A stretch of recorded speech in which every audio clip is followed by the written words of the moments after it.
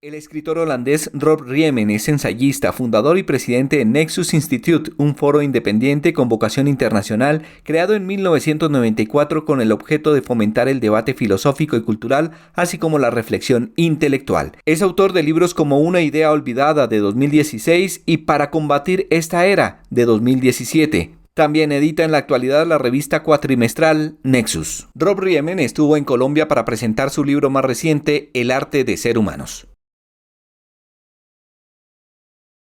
¿Por qué es necesario darnos cuenta de que ser humanos es un arte antes que cualquier ciencia? It is an art because it's not a science. It's not. Porque es un arte.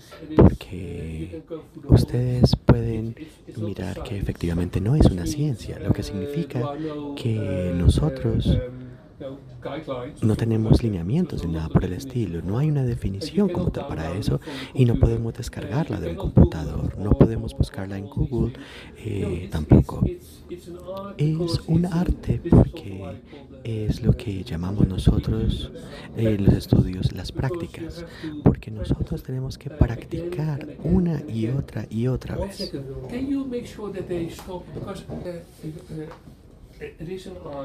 Es un arte porque no es una ciencia, no es algo simple, es algo que hay que practicar una y otra vez, lo que significa que también hay que desarrollar una noción de calidades y hay que tratar de hacerlas propias.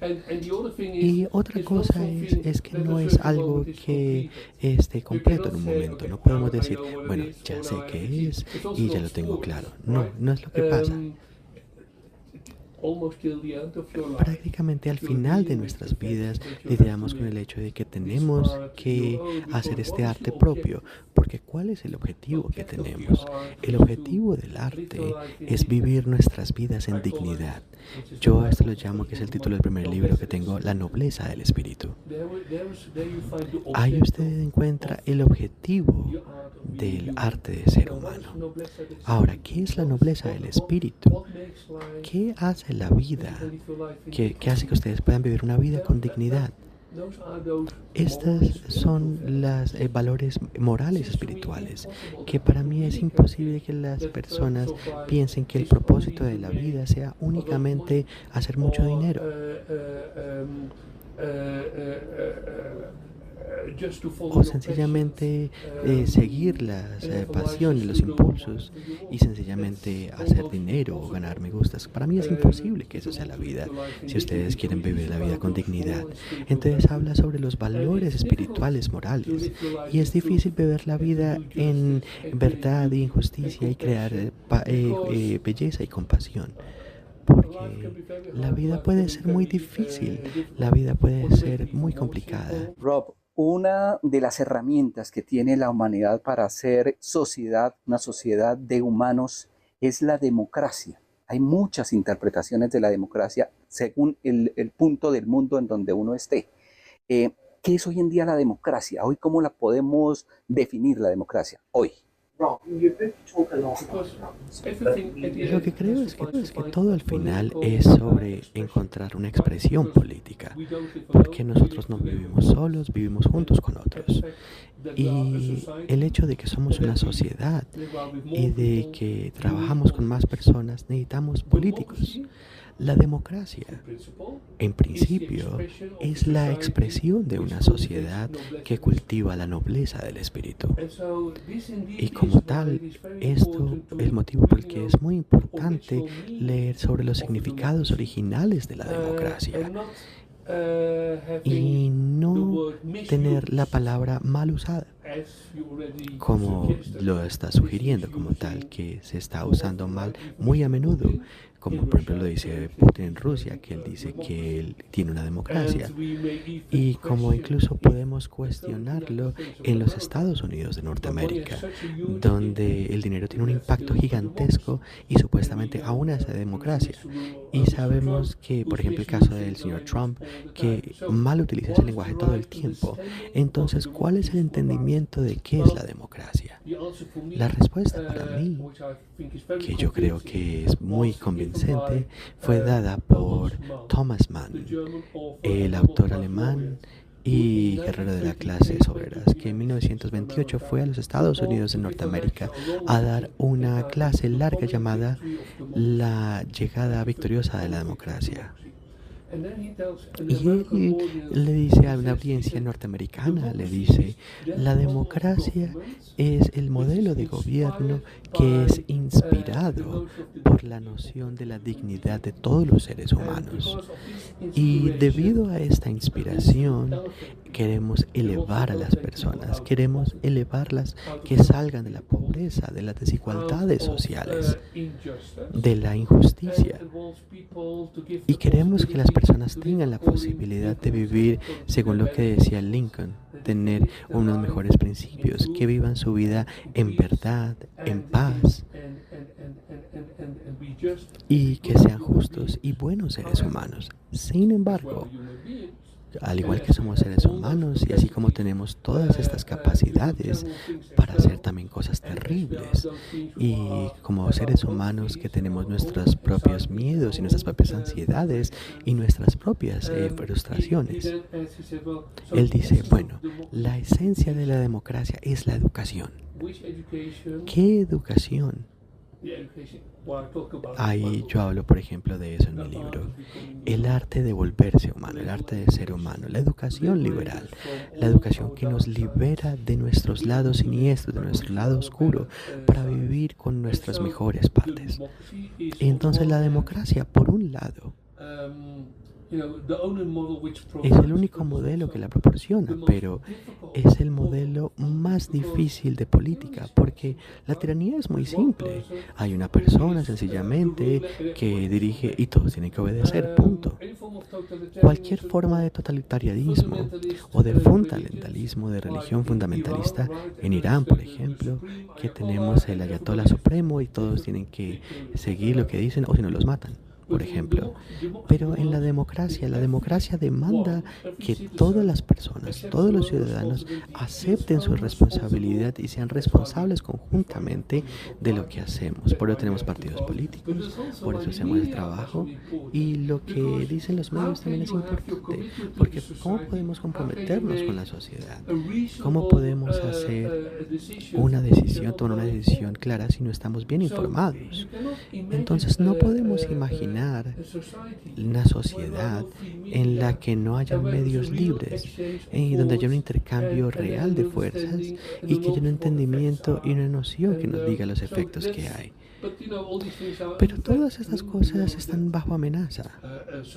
Como vemos, están los medios sociales, que puede haber un tsunami de mentiras. Y ahora sabemos que por lo menos lo que vemos más prominentemente en los Estados Unidos, Fox Television es una máquina de propaganda.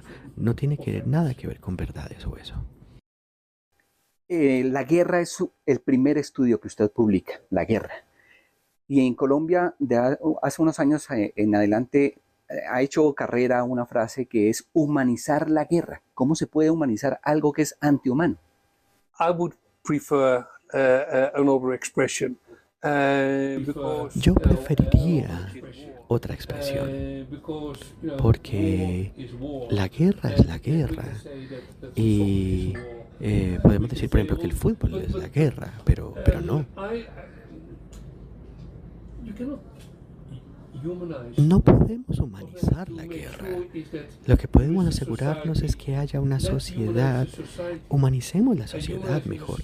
Una sociedad humanizada significa que no hay guerras, que los derechos humanos prevalecen, que la libertad prevalece, que el Estado de Derecho prevalece. Yo entiendo ese tipo de expresiones, pero yo preferiría una expresión que dijera humanicemos la sociedad, humanicémonos nosotros mismos. Asegurémonos de que todos los seres humanos pueden vivir sus vidas en dignidad como seres humanos libres. Porque lo que ves que pasa en Gaza, que pasa en Ucrania, en Sudán, lo que ves que pasa en mucha guerra de guerrillas, etc., es que la esencia de la guerra es que tú demonizas la otra parte. Y como deshumanizas el otro, puedes matarlo. Puedes matar niños en Palestina, puedes matar niños judíos, puedes matar a quien quieras y puedes hacer ataques terroristas en las personas más inocentes y todo se basa en la deshumanización, que no son seres humanos reales. De eso trata la guerra. Entonces entendamos qué es la guerra. La guerra es la deshumanización por excelencia. Y digamos, por ejemplo, el término humanización para lo que queremos humanizar en verdad. El segundo estudio de este libro que nos presenta acá en Colombia tiene que ver sobre la mentira y la estupidez. ¿Será que estamos cayendo en decir 1000 veces una mentira para que esa se convierta en una verdad? Una mentira es una mentira, pero lo interesante de la época en la que estamos, desafortunadamente,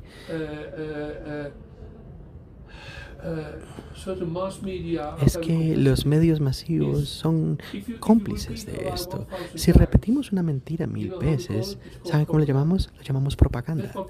Eso es lo que es la propaganda como tal.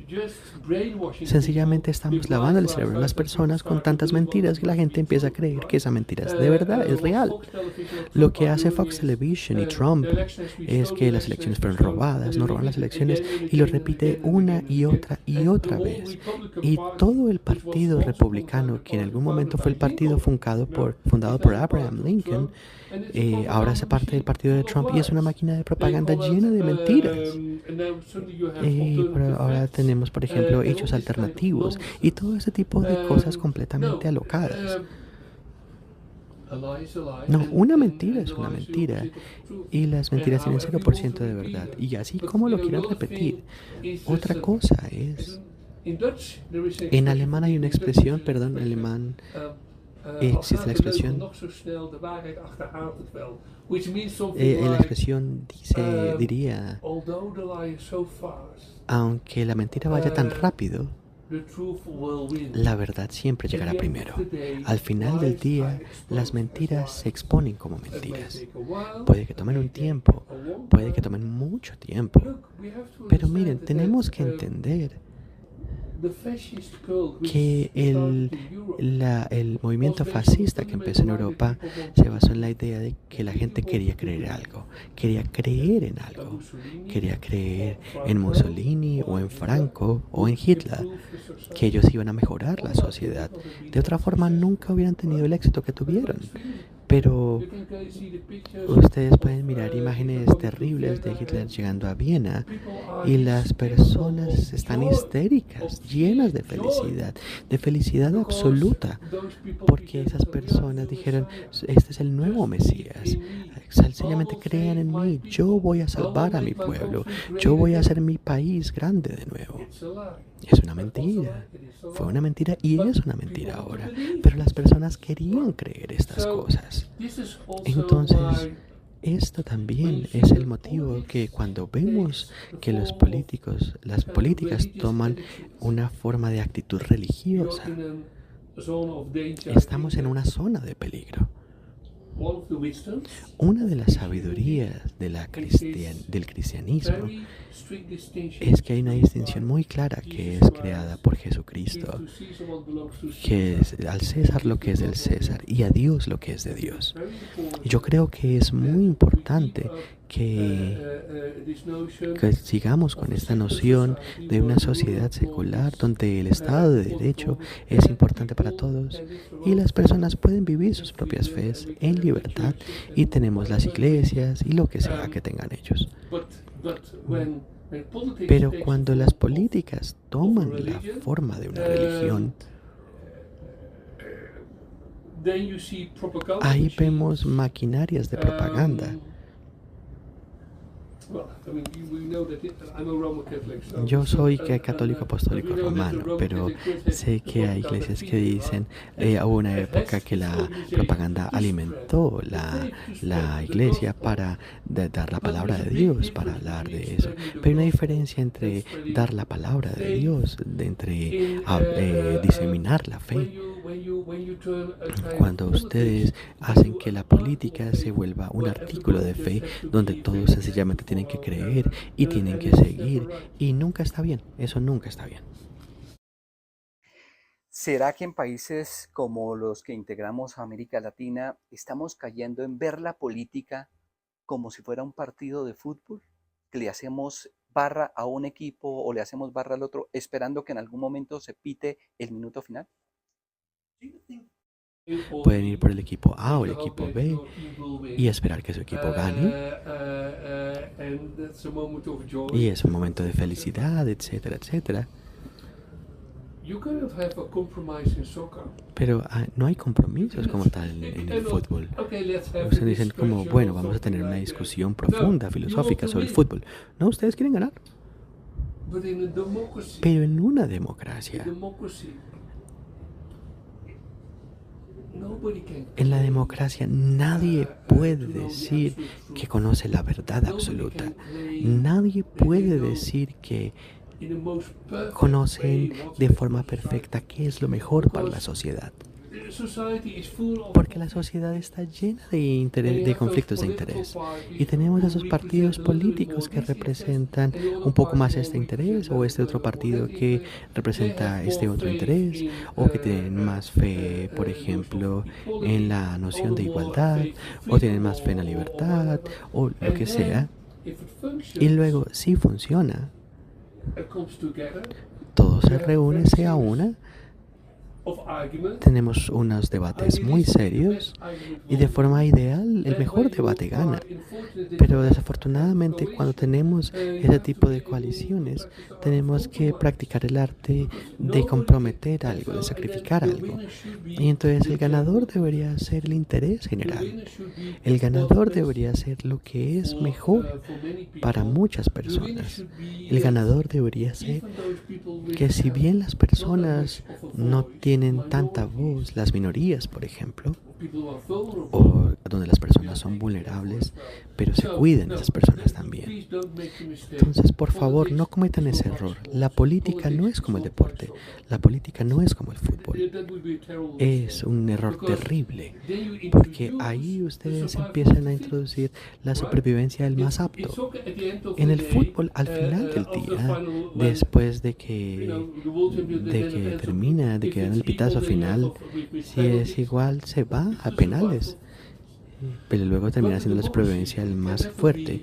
Pero la democracia no se puede basar en la supervivencia del más apto. Eso es un totalitarianismo. En el libro El arte de ser humanos de Robert Riemann encontramos el tercer estudio que tienen que ver con dos términos que son fundamentales para una sociedad: la valentía y la compasión. ¿Cómo lo podemos definir esos dos términos en el presente? Hoy, ¿cómo se manifiestan esos dos términos? Tratan de mantener una sociedad donde no haya valentía ni compasión. Es terrible porque sin compasión hacia nuestros otros seres humanos, es una selva, es una jungla, y en la jungla no hay compasión en absoluto. Y sin coraje, las personas pierden la capacidad de hacer lo que es correcto, porque siempre hay muchos poderes que quieren que ustedes sigan a X o Y cosa, pero la capacidad de hacer lo correcto, de hacer lo que se debe hacer, incluso si todo el mundo hace lo erróneo, hay que tener valentía, hay que tener coraje para hacerlo. Yo escribí ese tercer estudio basado en la vida de un autor muy famoso que pudo tomar una elección, que pudo decidir proteger sus propios intereses al volverse más famoso, más rico, o salvar su alma y darse cuenta de que sin importar el precio, yo me comprometo a la verdad y yo uso mis talentos para proteger a las personas que son inocentes. Eso demanda compasión y valentía. Desafortunadamente, esos fenómenos son más raros de lo que deberían ser. Y mientras estén ahí, entre más estén en la gente ordinaria, por así decirlo, más que en el mundo del poder, vemos que, por ejemplo, hay muchas personas poderosas en nuestra sociedad que no tienen ninguna valentía. ¿Y por qué la tendrían? Tienen todo el dinero del mundo. Y ahí les pregunto, ¿dónde está su compasión? ¿Dónde está la compasión con las personas? Si queremos entender por qué una sociedad tiene tanta injusticia social, tanta desigualdad, puede ser hay un grupo de personas extremadamente ricas y millones de personas que no tienen nada. Eso pasa porque hay falta de compasión y falta de coraje. La casa, el hogar, la familia es la primera y tal vez la más importante escuela para el ser humano desde que está muy pequeño. Hoy en día se habla, por ejemplo, en Colombia de hijos de cristal y padres de algodón. ¿Cuál es el papel hoy en día de esa familia, de ese hogar, de esa primera escuela? Look,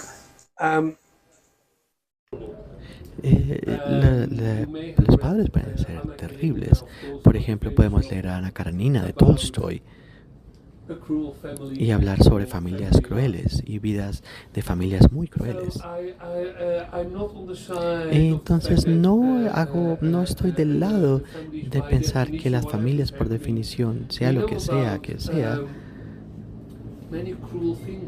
sea lo mejor. Sabemos que hay muchas cosas terribles que pueden pasar en las familias, pero algo que quiero mencionar y algo que para mí es importante es lo importante que es para los niños que en el momento que nacen ellos son adoptados por el amor y el cariño y el cuidado, porque todos los psicólogos, empezando con Freud, pueden explicar que cuando el niño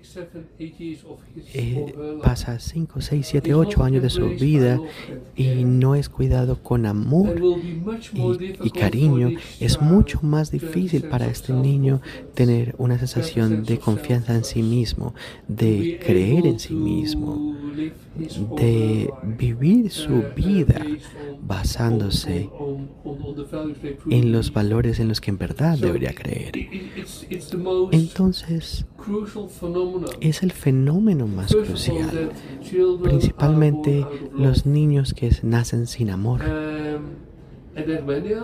Y después, cuando nacen, tienen que encargarse de ellos de todas formas.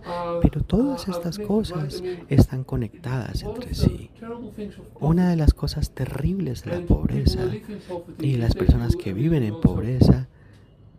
Entonces, por ejemplo, en México hay una película muy linda, Roma, acerca de eso, acerca de una madre joven que sencillamente para justificar la comida para sus niños tiene que tomar 2 o 3 trabajos desde muy temprano hasta muy tarde en la noche sin tener siquiera una casa, sencillamente para poder cumplir con ellos.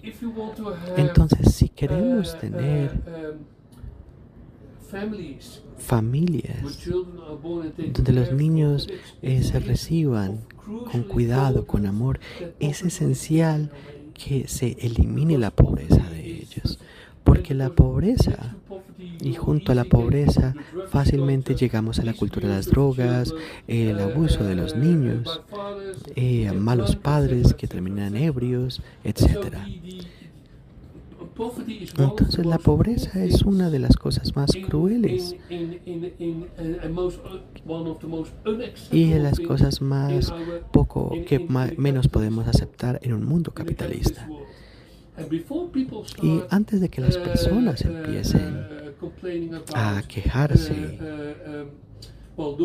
acerca de los horrores de las familias y los niños, etc., primero eliminemos la pobreza. Y cuando eliminamos la pobreza, los niños nacen en familias con padres que en verdad pueden cuidarlos, que los quieren. Hay un libro importante de Nobel Platzro que en el 2005 recibió el premio Nobel para el estudio de la pobreza. Y una de las cosas que dice, escribió un libro importante sobre la política, la muerte de la esperanza, la profundidad de la esperanza. Y aquí hablamos sobre el modelo económico que tenemos lleva a tantas personas a estar mal, a emborracharse, a utilizar drogas, a quedarse sin hogar, etc. Ahí están los problemas reales. Quitemos la pobreza y haremos posible para millones de personas que niños crezcan en una...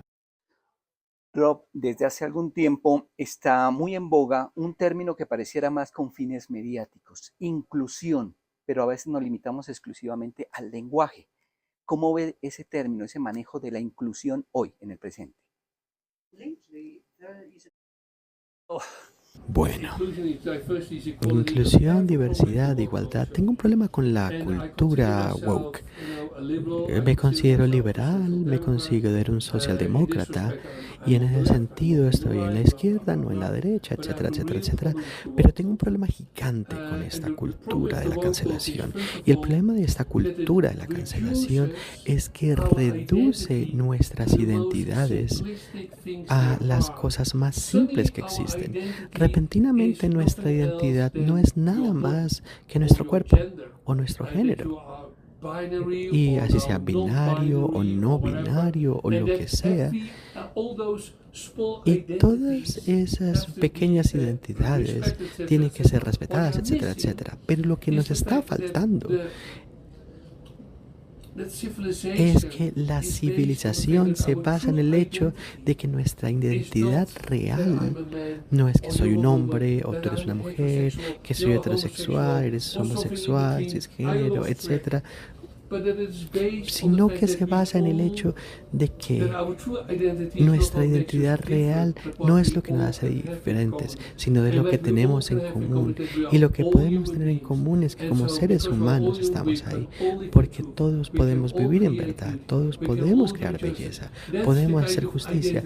Ese es el tipo de identidad por el que tenemos que abogar, y es el tipo de identidad que protege la unidad de la humanidad, no todas esas diferencias. Y al mismo momento que se sienten amenazados por esas pequeñas identidades, tenemos la cultura de la cancelación o la que sea. Para mí sencillamente es un neo-stalinismo. Stalin inventó ese tipo de cosas.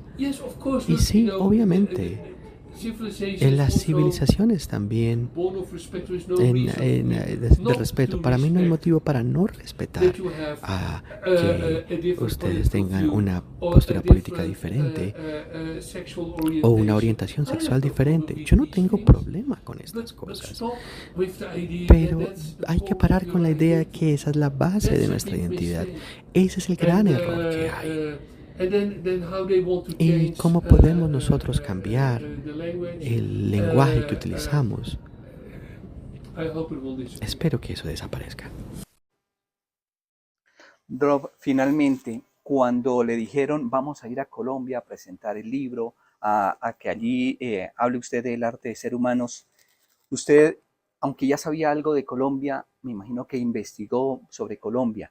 No le voy a decir que algo a profundidad, pero ¿cuál fue ese diagnóstico inicial que usted vio de Colombia? ¿Qué es lo bueno, qué es lo malo y qué es lo feo? Mira, es una pregunta muy buena. Hasta el momento, únicamente hemos estado en Bogotá. Hemos estado en una parte muy bonita de Bogotá, únicamente lo mejor de Bogotá, que son las librerías. Pero en ese sentido yo debería decir que estuve profundamente sorprendido porque he viajado en todo el mundo, en muchas ciudades, muchos lugares diferentes, muchos países, y nunca había visto un país o una ciudad donde ustedes tuvieran tantas librerías. Ya lo dije como 4 o 5 veces, pueden ir a Estados Unidos y en toda la zona de Los Ángeles únicamente queda una librería. En todo Washington DC, en el Distrito de Columbia, únicamente quedan 2 librerías. Y en Nueva York únicamente 3 librerías. Y estas librerías que están allá no tienen ni siquiera el 10% de la calidad de los libros que ustedes tienen aquí en estas librerías. Cerca de esto, por ejemplo,